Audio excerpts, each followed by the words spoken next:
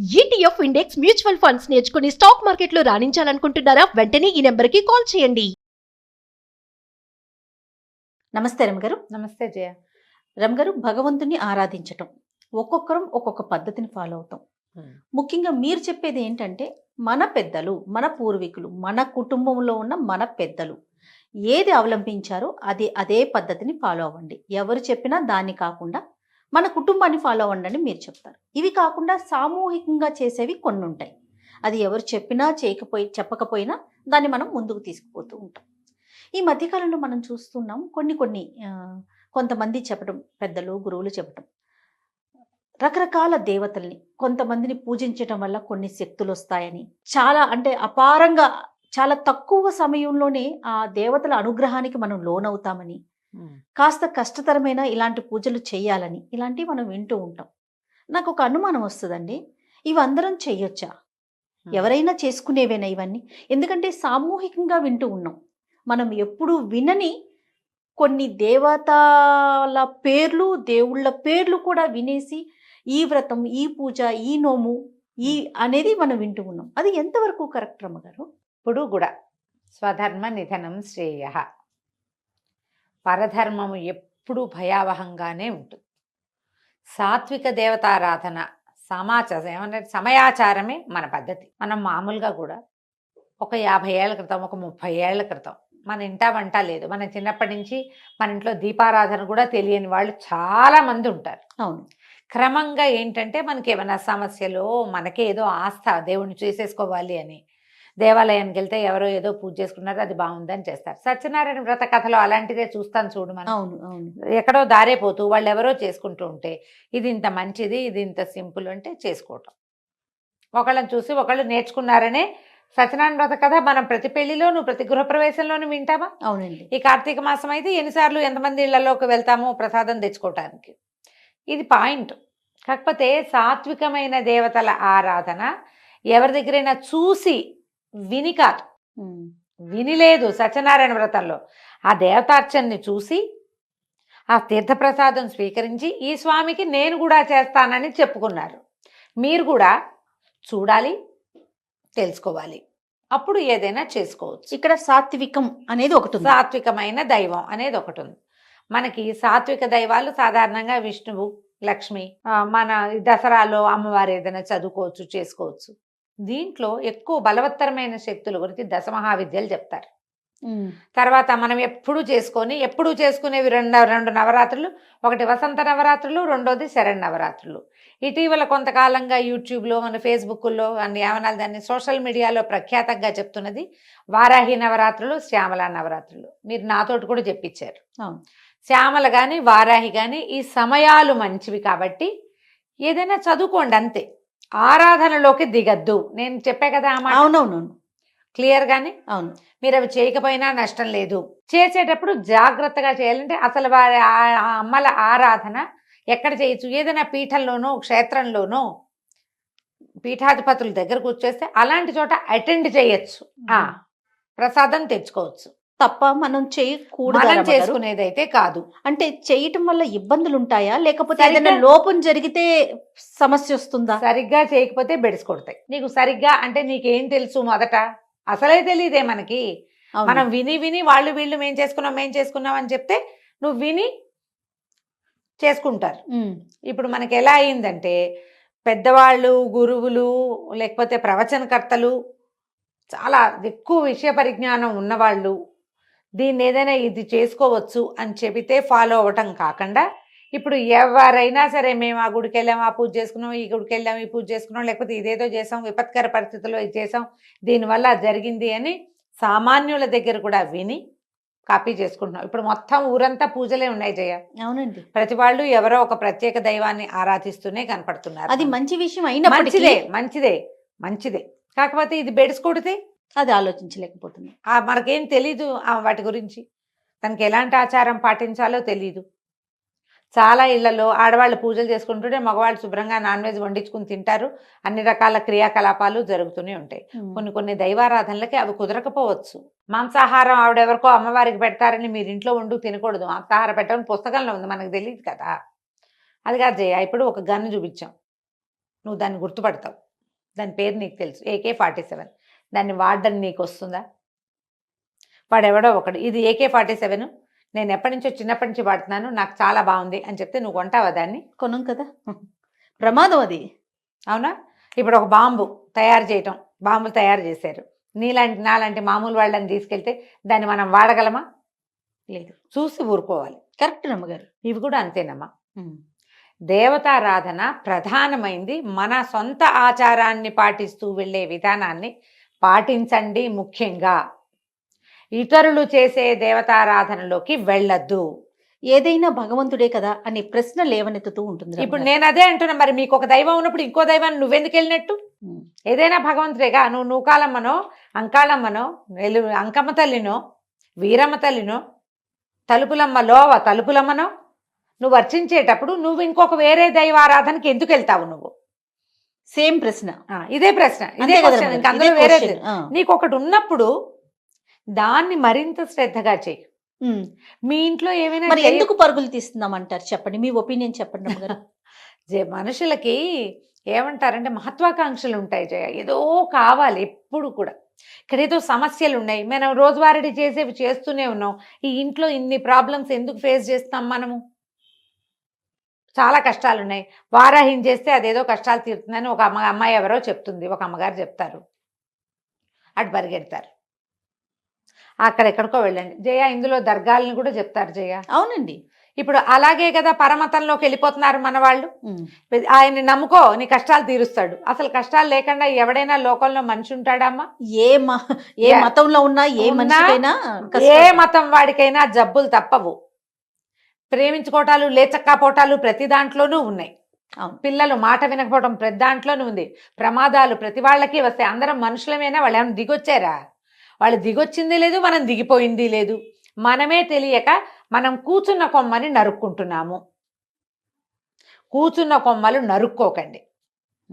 మీరు కూర్చున్న కొమ్మకి పువ్వులు పూయించే ప్రయత్నం చేయండి. దానికి సరైన పోషణ చేయాలి ముందు. ఇప్పుడు మన ఇంట్లో మనకు ఒక పద్ధతి ఉంది, ఏదో ఆరాధన, వీళ్ళు మీ ఇంట్లో ఏం లేదు, మా ఇంట్లో ఏమీ లేదండి అంటారు. నేను ఈజీ మెథడ్ చెప్తా ప్రతిసారి. ఒక పురోహితుడిని పెట్టుకోండి, ఒక్క గురువుని పెట్టుకోండి. యూట్యూబ్లో ప్రవచనకర్తలు కానీ, కథలు చెప్పేవాళ్ళు నాతో సహా, కార్తీక పురాణం చెప్పేవాళ్ళు కానీ ఎవ్వరూ మీ గురువులు కారు. గురువు అంటే మీ అమ్మా నాన్నలాగా మీ కష్టం సుఖం మోసేవాడు. నేనేదో కూర్చుని తీర్పుగా చెబితే నన్ను ఫాలో అవ్వటం పొరపాటు. ఇక్కడ ఇలా ఉంది విషయం వరకు తీసుకోమంటున్నారు. అంతే తీసుకోవాలి. ఇందులో అద్భుతమైన పేరున్న మహానుభావులు, ప్రాతస్మరణీయులు, పొద్దున్నే వాళ్ళని తలుచుకోవాల్సిన వాళ్ళని కూడా గురువు గారని మీరు అనకూడదు, అనుకోకూడదు. మంచి మాటలు చెప్పేవాళ్ళు మంచి మాటలు చెప్పేవాళ్లే, గురువు కాదు. గురువు నిన్ను సరైన దారిలో నడిపించేవాడు. నువ్వు చేసిన తప్పుని తనదిగా తన మీద వేసుకునేవాడు. ప్రవచనకర్తల్ని ఆధ్యాత్మిక గురువులుగా మీరు అనుకున్నారనుకోండి, పోనీ ఉండండి అలాగే, వాళ్ళు చెప్పిందే. అలా ఉండరు. మీరు ఆ గురువుని వింటారు, ఈ గురువుని వింటారు, ఇంకో గురువుని వింటారు, మధ్యలో నాబోటి పెద్దకాయలను కూడా వింటారు. ఇన్ని కలిపి ఇంత కన్ఫ్యూజన్కి ఎందుకు వెళ్తారు చెప్పు? ఇది పొరపాటు కాదు, పొరపాటేనా? మీరు ఏదైనా ఒక దేవతారాధన చేయదలుచుకుంటే దానికి తగిన మంత్రము, విధానము, ఆచారము అవేమి లేవండి. పూజ చేసుకుంటే చాలు. ఏం మాటమ్మా అది? అవేం చేయక్కర్లేదు, ఇది చేస్తే చాలు. అన్నం ఒకటే చాలా నీకు? కూర, పప్పు, చారు, పెరుగు వద్దా? ఖచ్చితంగా కావాలి కదా. ఇవన్నీ ఉంటేగా. పోనీ ఒక్కరోజు అయితే తినగలుగుతామేమో. ప్రతిరోజు తింటావా నువ్వు? ప్రతిరోజు తినలేం కదా. తినలేవు కదా. ఎందుకు ఆ పని చేయాలి? నాకు ప్రతిసారి ఫోన్లు నాకు వచ్చే ప్రశ్నల మీద నాకు ఎప్పుడు అలాగే అనిపిస్తుంది. వీళ్ళు ఎందుకు ఇవేవో పెట్టుకుంటారు? కేకలిస్తా కొంతమందిని నా దగ్గర హార్ష్ వర్డ్స్ వినేవాళ్ళు చాలా మందే ఉంటారు. ఎందుకమ్మా ఇవన్నీ చేస్తారు అనవసరంగా? కాంప్లికేషన్స్ కదా. ఎందుకు వచ్చిన కాంప్లికేషను, ఎందుకు వచ్చిన టెన్షను? చాలా ఒక భ్రమ కింద. ఇది వరకు సంతోషమాతది ఒక భ్రమ కింద ఉండేది. మంగళవారం ఏమంటారు, రాహుకాల దీపాలు భ్రమలుగా ఉండేవి. ఇప్పుడు 7 శనివారాల వ్రతము, 16 శనివారాల వ్రతాలు, తర్వాత ఏమో ఇంకేమిటి, ఇప్పుడు వారాహి రేపు వచ్చేస్తుంది. శ్యామల 2-3 నెలల్లో శ్యామల. వారాహి చాలా అద్భుతమైన దేవత. మనకి కంచి దేవాలయంలో కూడా కనపడుతుంది అమ్మవారు. అమ్మవారితో పాటు బయట ఆ సన్నిధిలో కనపడతారు. ఎందుకంటే ఆవిడ సర్వసైన్యాధ్యక్షురాలుగా ఉంటుంది, మంత్రినిగా ఉంటుంది. అమ్మవారికి సమీపంలో ఉంటుంది. ఈవిని చూసి దండం పెట్టి ఆవిడని కూడా చూసి దండం పెట్టి వెళ్ళిపోవాలి. ఓకే. అంతకంటే లాక్కూడదు. కేవలం ఏదైనా సరే ఇప్పుడు ప్రధానమైనది మనకి తెలీదు, మనం వినలేదు, ముందు మనకి తెలీదు. మనకి పాపులర్ అవ్వడానికి ఏదో ఒక కొత్త విషయం కావాలి కదా ఎప్పటికప్పుడు. అంతే కదండి. ప్రతిసారి ఏమిటి మన ఎవరో అడిగారు కార్తీక పురాణం ఏంటండి, అదే చెప్పారు, అది కాకపోతే ఇంకో కార్తీకం ఎక్కడి నుంచి దానమ్మా నేను ఎక్కడి నుంచి వస్తుంది? అవి కూడా 2 పుస్తకాలు ఉన్నాయి మన దగ్గర. ఓసారి ఆ సంవత్సర పుస్తకం కథలు ఇంచుమించుగా అటు ఇటుగా అవే కథలు. శాస్త్రాన్ని మార్చలేం కదా. దాన్ని ఎట్లా మారుస్తాం? నీకు ఏటా ఒకటే పండగ, ఈ పండగకి అధిదైవం ఈయనే ఉంటాడా, ఆయనే ఉంటాడా, ఆవిడే ఉంటుంది, అంతే కదా. వాళ్ళని ఎట్లా మారుస్తాం? మహా అయితే కట్టే చీరల రంగులు, వస్త్రాల రంగులు మారుస్తాం. ప్రతిసారి పాయసమైన పండక్కి అని మానేసి ఏం చేస్తావు నువ్వు? ఏమైనా సూపులు అవి చేసి పెడతావు? టమాటా సూపు, బంగాళదుంపల సూపును పెట్టం కదా. సొంత విధానంలో ఉండండి. ఈ దశమహావిద్యల్ని వాటిని దేవాలయాల్లో కనపడితే అక్కడ దండం పెట్టుకోండి. ఒక మఠంలో కానీ, ఒక పీఠంలో, శంకర మఠాల్లో కానీ, ఏదైనా పీఠాల్లో కానీ నిజంగా అంత ఇబ్బంది ఉంటుందా రమ్మగారు? ఉంటుంది జయ. ఎందుకంటే ప్రత్యేకించి దీని గురించి మీరు ఒక టాపిక్ కింద మాట్లాడుతున్నారు అంటే నేను వింటున్నా చాలా మంది దగ్గర నుంచి ప్రశ్నలు. నాకు ఆ ప్రశ్నలు విన్నప్పుడల్లా అనిపిస్తుంది, జనం అంతా ఇలాగే పోతున్నారా ఏమిట్రా దేవుడా.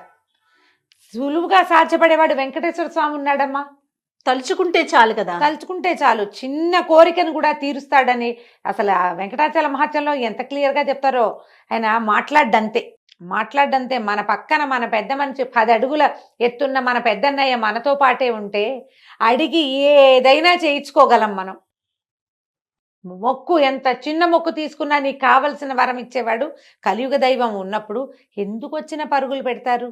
మళ్ళా ఏదైనా పిండి దీపారాధన అనగానే పిండి దీపం ఎలా చేయాలి అనేది ఒక 25-30 వీడియోలు, దానికి బొట్టెట్టి, కాటికెట్టి, పసుపు రాసి, ఏమిటో చేసి, అందంగా అలంకరించి, దాని నిండా బంతి పువ్వులు పోసి, ఏంటమ్మా అలా చేస్తేనే నా పూజ? అదే నా పూజ? అవేనా దీపాలు చేయాల్సిన నిజమైన విధానం? అదేనా? ఎవరు చెప్పారు మీకు? బ్యూటిఫికేషన్ చేస్తున్నారు మీరు. దీపావళికి వాకిట్లో దీపాలు పెట్టినట్టు కాదమ్మా. ఈ ఏర్పాట్ల బదులు మీరు వెంకటేశ్వర స్తోత్రం ఏదైనా నోటికి నేర్చుకుని చదువుకోండి, చేయండి. అదైనా ఓం నమో వెంకటేశాయ అనండి, తప్పులు లేకుండా. వెంకటేశా అనకుండా షా అనండి. సరిగ్గా ఒక్క నామం ఉచ్చరించండి. ఆ రోజున ఎవరితోటి పోట్లాడకండి. చేతొచ్చిన పిండి దీపం పెట్టుకోండి అమ్మా. పిండి దీపాలని ఫోటోలు తీసి యూట్యూబ్లో పెట్టక్కర్లా, ఫేస్బుక్లో పెట్టక్కర్లా, లోపల పెట్టుకోండి. కరెక్ట్ రమ్మగారు, లోపల పెట్టండి. అసలు విచిత్రంగా ఉంటుంది. పిండి దీపం ఎలా పెట్టాలి కానీ 30 వీడియోలు. దానికి నామం పెట్టాలి. నామం పెట్టి అంటిస్తావు నువ్వు, తప్పు కాదు. పిండి దీపానికి వెంకటేశ్వర ఎలా అయిపోతుందంటే రమ్మగారు, నాకు తెలిసింది కొంత, నేను ఎక్కడో చూసింది మరికొంత. ఇవి 2 కలిపి ఇంకొక 2 యాడ్ చేసి బ్యూటిఫికేషన్ యాడ్ చేస్తారు. ఇప్పుడు దీపం పెట్టి దానికి ఇట్లా నామం పెట్టి దాంట్లో నువ్వు ఒత్తేసి వెలిగిస్తే అది ఎట్లా చెప్పు. మొన్న ఒక గృహప్రవేశానికి బ్రహ్మగారు వచ్చారు. ఆయన అంటారు, అమ్మాయి కామాక్షి దీపం కాదమ్మా అందులో పెడతావు. వాళ్ళు ఏమైందంటే చెప్తాను నేను నా సంగతి. ఎవరో ఈ మ్యారేజెస్కి వాటికి గిఫ్ట్స్ ఇస్తారు కదా, శంఖచక్రాలు ఉన్న దీపపు కుందులు ఇచ్చారు. అవును రమ్మగారు, నా దగ్గరికి కూడా వచ్చినాయా? చేసిన పాపని చెప్తే పోతుంది. ఆ దీపాలు చాలా నచ్చినాయి నాకు. దీపం నెయ్యి పోసి వెలిగించాం. వెలిగిస్తే మా అక్కయ్య వెనకాల నుంచి అబ్బాయి ఎంతో బాగున్నాయి అని అనగానే ఆయన అన్నారు, ఏమిటమ్మా నామాలని వేడి ఇలా కాలిస్తే ఎట్లా, తప్పు కాదు. నాకు అప్పుడు వెలిగింది, అవును ఇది చేయకూడని పని. ఆ వేడి తగలదు స్వామికి, ఎందుకు ఆ పని? హాయిగా ఖాళీగా ఉన్న దీపంలో పెట్టుకోవచ్చు కదా. ఈ అందానికి పెట్టుకోండి, వీటిని వెలిగించద్దాం. తోమి లోపల పెట్టా జయ, మళ్ళీ ముట్టుకోవాలి, వాటిని షోకేస్లో పెట్టా. నిజమే కదా. నాకు అదే అనిపించి అప్పుడు కామాక్షి కుందు గురించి ఆయన అదే చెప్తున్నారు. వాళ్ళు ఎవరో చేశారని అదొక వెర్రి కింద తయారైందమ్మా. ఈ కామాక్షి కుందు మీద వీడియోలు ఉన్నాయి, మనం కూడా చెప్పాం. ఇప్పుడు అమ్మవారికి ముఖానికి దగ్గరగా దీపం, తులసి దగ్గర దీపం పెట్టద్దని చెప్పాను నేను, గుర్తుంది కదా? అవునండి.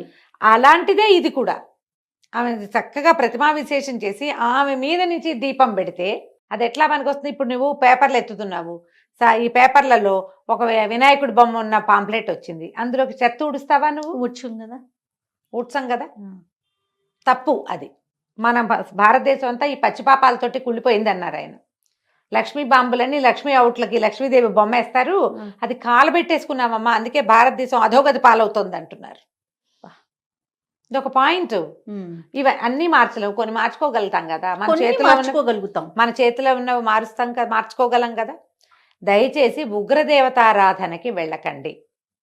ఏదైనా ఒక స్తోత్రం చదువుకోవచ్చు, ఓ పండో ఫలమో నివేదన చాలు, అంతకంటే పైకి వెళ్ళొద్దు.